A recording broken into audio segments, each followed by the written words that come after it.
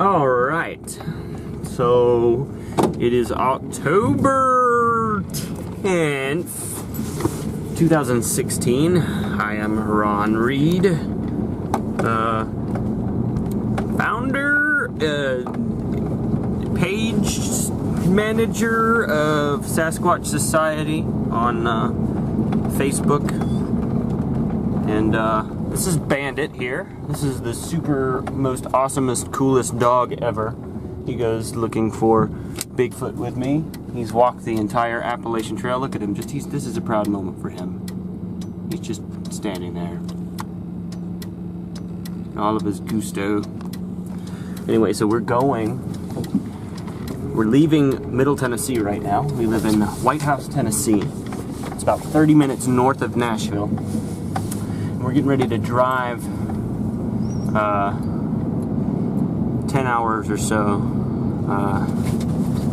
Not all at once, but we're going 10 hours from here, you know, several hundred miles to Texas. And we're going to be looking for Bigfoot in Texas and Arkansas as well. So we're going to be going to Caddo Lake, where there's been some reports. We're going to go to our first Bigfoot conference. The Texas Bigfoot Conference, 15th year running. And then we're, gosh, the sun's right in my eyes. Then we're gonna go to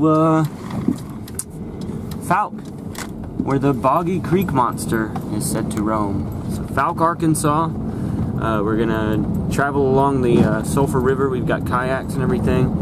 But we're going to meet up with some friends and have a great adventure, and this is the first mile of it. So I'm just glad to get the camera out, start recording, and start telling this adventure. Before we do anything, though, we have to get some gas. So going to do that. Stay tuned.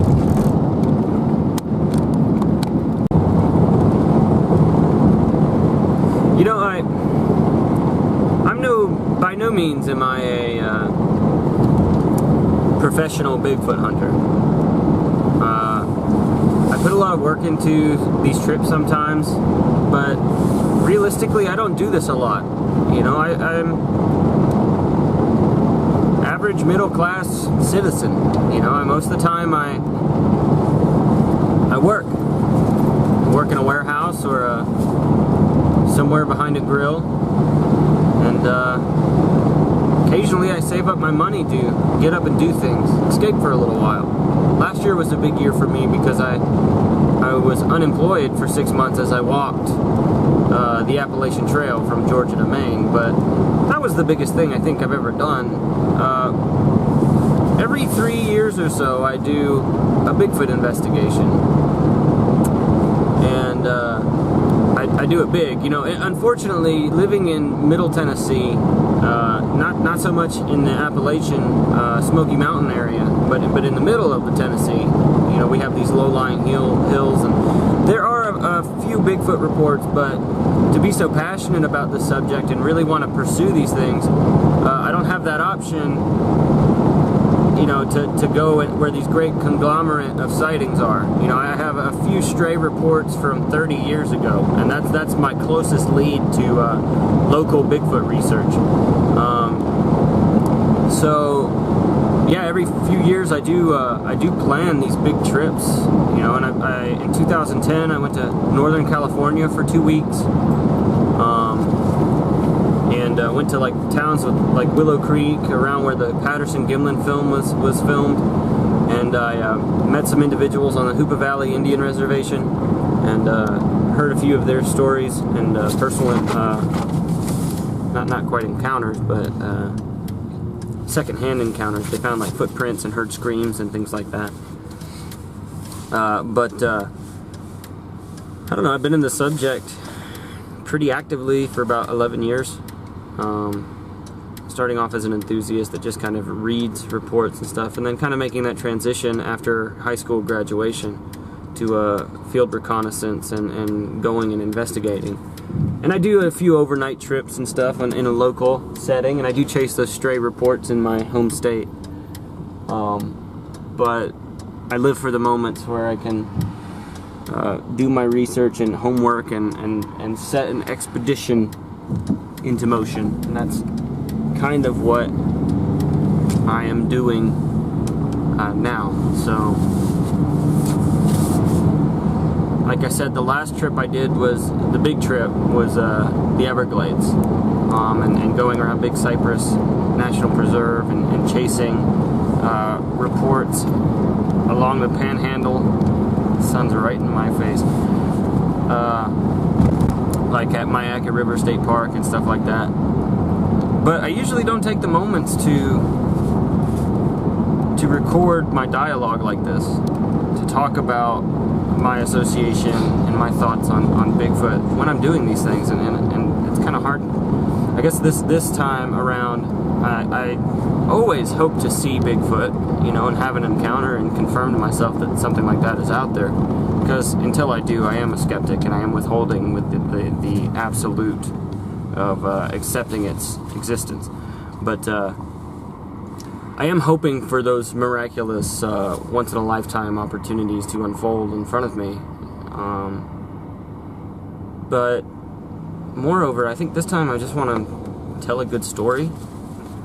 I think my Appalachian Trail adventure has taught me a little bit about filmmaking and setting up a narrative, and I think that's what I want to do this time, is really just have a much more engaging experience and story. And if some unexplainable things happen, then that is what I'm looking for. But I don't know, man. To some people, you might as well be chasing a unicorn. That's what my dad likes to say, is an expression that one of his employers has made, and that impossible dream and the pursuit of it is the equivalent of chasing unicorns.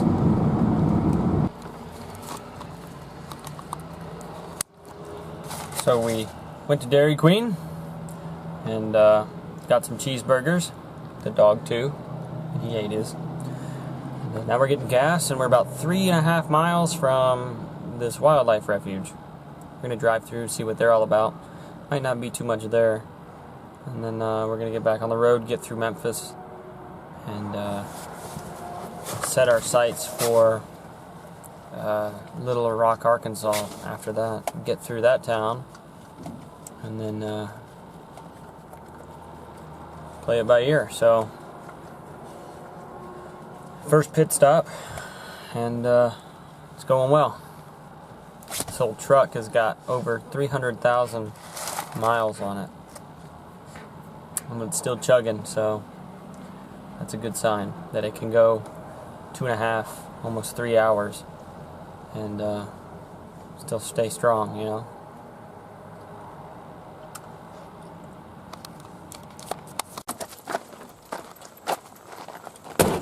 Let the dog run around a little bit, maybe drink some water. Looks like this has been some construction going on here.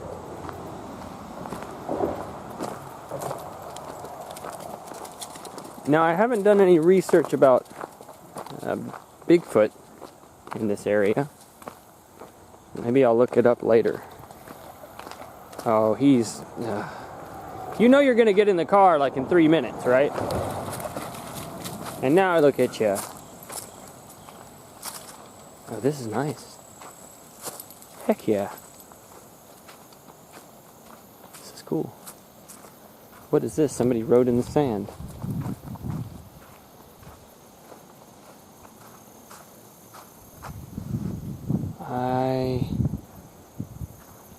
I don't know what that means. I'm not going to say it out loud just in case it's inappropriate. So this is right outside of town too. This is on the fringe of the wildlife area. I think there's supposed to be a lot of... Ooh, whoa, look at this. Got some animal tracks here.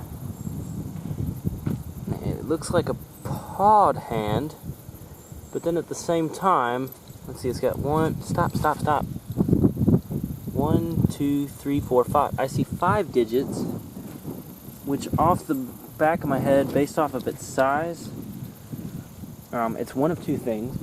I'm not sure what kind of animals they have here, but we're still in Tennessee, so it can't be anything too different than what I'm aware of. But if it's a wildlife refuge, I would say that it's one of two things. It's either a raccoon, which you do kind of see. Yeah, I think it's actually, I'm sure it's a raccoon now. That's a very characteristic print. But I will say this too. At first, initially, since it's so close to the water, I thought, well, maybe it was an otter. Otters also have 5 digits on their paws, and they've got very finger-like. But I think with an otter, there would be more web-like indications near the base of their toes. So I think what we were looking at here was a raccoon. But literally, in the same area, you have deer tracks. You have these very thick, deeply imprinted deer tracks. So, wow, I mean, not even here for 5 minutes, and seen evidence of deer and raccoons. I guess we're just gonna mosey on down here a little bit further, see what else we can find, then we'll get back into the truck. Alright, so it looks like it's a drive-through area here, but oh man, it's beautiful. This is so cool. I've never seen cypress trees in my own state, but we have cypress. If you look out there, those trees, they do well with their root systems submerged in water. And cypress trees are what you'll find in Louisiana, swamps of Arkansas and Texas, but you'll find them in Florida too. I'm not sure what variety these are. Bald cypress is very common in Florida, but I don't know what type of cypress trees these are. But and to be honest, I've never seen them with tints of yellow and orange. But the fall colors are actually happening. So there's these great lily pads over here. Look at this. Check this out. This is a waterfowl refuge. They say primarily that the birds that come here, you know, they're water birds. This is a very great environment for that. Your destination is on the left. I'm not sure what exactly else is here, but we'll have a look-see. Yeah, this is nice. This is super cool. The birds haven't migrated yet. This is a wintering home for a lot of those birds. So I don't know if there are any year-round residents of duck and geese and things like that, but it's definitely worth checking out. I think I'm going to go in here and ask them about this place, see if we can't get some more information. I did look up Bigfoot reports, and there are none in this particular area. West Tennessee is not the greatest for Bigfoot, but then you get across, like, I think it's the Mississippi River or something like that. There's something that happens when you go your way out. Now they might be closed today. Today is Columbus Day, so they might be closed, but still worth getting out and taking a look. Unfortunately, Bandit will probably have to stay inside. They probably, in a wildlife refuge, wildlife management area, they usually don't let animals even outside, even with leashes, because dogs, you know, they're instinctively hunters and are bad for these animals. And most dogs will chase. And even Bandit, even though Bandit's not a big hunter, I respect the rules that they have in these management areas. And another thing is diseases. Dogs can carry some diseases, and if they go and scent mark a tree or something like that, could transmit to another species. So there are definitely lots of reasons why the dog can't leave the vehicle, but that's okay, because it looks like we're just primarily going to drive through and stay by the road. We're not going to do any big hiking, but this is a good thing to do to maybe avoid some of the lunch traffic when we get through Memphis. And then, sorry, the wind's blowing. But yeah, we'll kill some time here, and it'll be fun.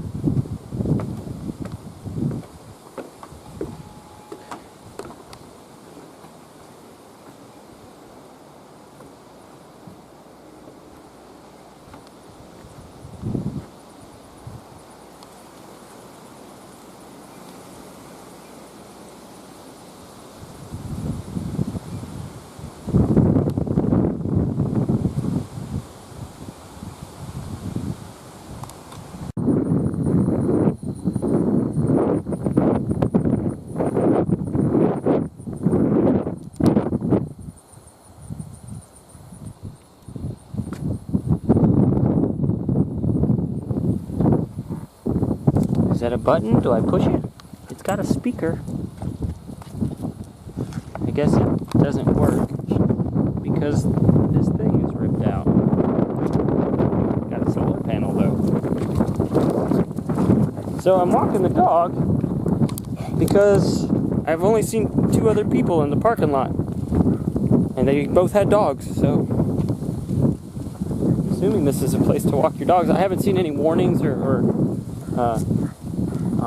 limits or signs that say, you know, dogs aren't permitted. So as long as they're on a leash, we're probably fine. I'm gonna walk out here. I want to get a closer look at those cypress trees. As I get older, I don't know what it is, but I think trees are cool now. I used to only like animals and stuff that moved around, but trees are neat. They're living things, you know? And we have that shared element of having life and holding on for it and trying to survive in a competitive world. So I like trees.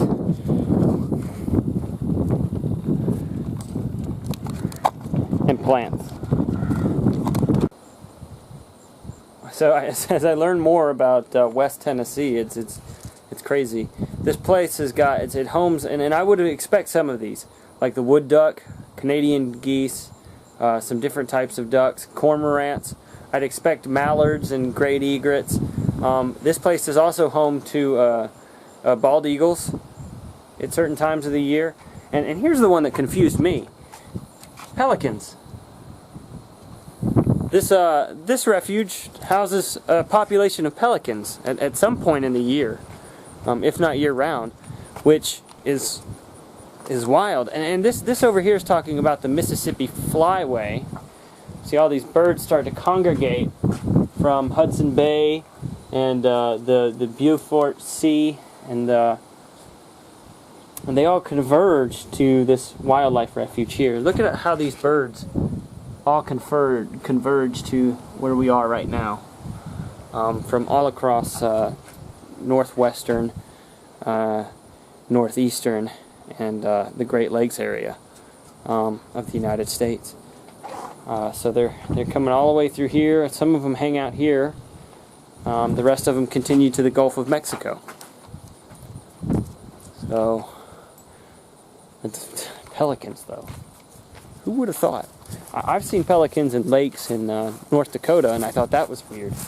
But to get a pelican here in Tennessee, we're landlocked, you know? And not only are we landlocked, but we're like in the middle. We're like the central United States. So that's crazy.